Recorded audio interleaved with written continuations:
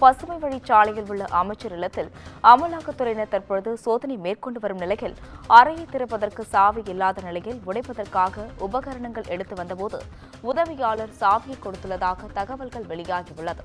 இதுகுறித்து கூடுதல் விவரங்கள் வழங்குவதற்காக செய்தியாளர் சுப்பிரமணியன் இணைப்பில் உள்ளார். வணக்கம் சுப்பிரமணியன், இதுகுறித்த விவரங்களை பகிரலாம். ஊரக வளர்ச்சித்துறை அமைச்சர் பெரியசாமி தொடர்புடைய இடங்களில் இன்று அமலாக்கத்துறை அதிகாரிகள் சோதனை மேற்கொண்டு வருகிறார்கள். 6 மணி நேரத்திற்கும் மேலாக இந்த சோதனை என்பது நீடித்துக் கொண்டிருக்கிறது. சென்னை அடையாறு கிரீன்வே சாலையில் இருக்கக்கூடிய பெரியசாமியுடைய வீட்டில் அமலாக்கத்துறை அதிகாரிகள் சோதனை மேற்கொண்டு வருகிறார்கள்.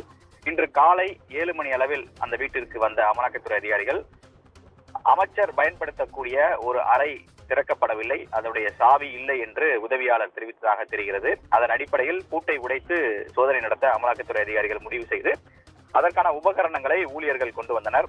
ஆனால் மற்றொரு சாவி இருப்பதாக உதவியாளர் தெரிவித்ததன் அடிப்படையில் சாவி வழங்கப்பட்டது.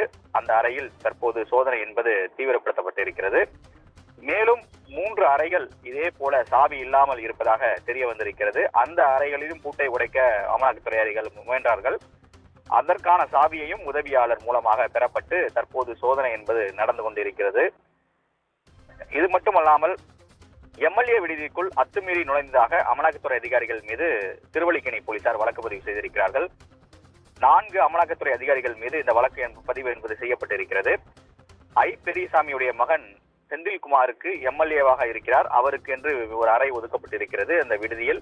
அந்த விடுதிக்குள் அத்துமீறி நுழைந்ததாக இந்த வழக்கு பதிவு என்பது செய்யப்பட்டிருக்கிறது. சட்டப்பேரவை துணை செயலாளர் அளித்த புகாரின் அடிப்படையில் வழக்கு பதிவு செய்யப்பட்டிருப்பதாக காவல்துறை தரப்பில் தெரிவிக்கப்பட்டிருக்கிறது. விவரங்களுக்கு நன்றி சுப்பிரமணியன்.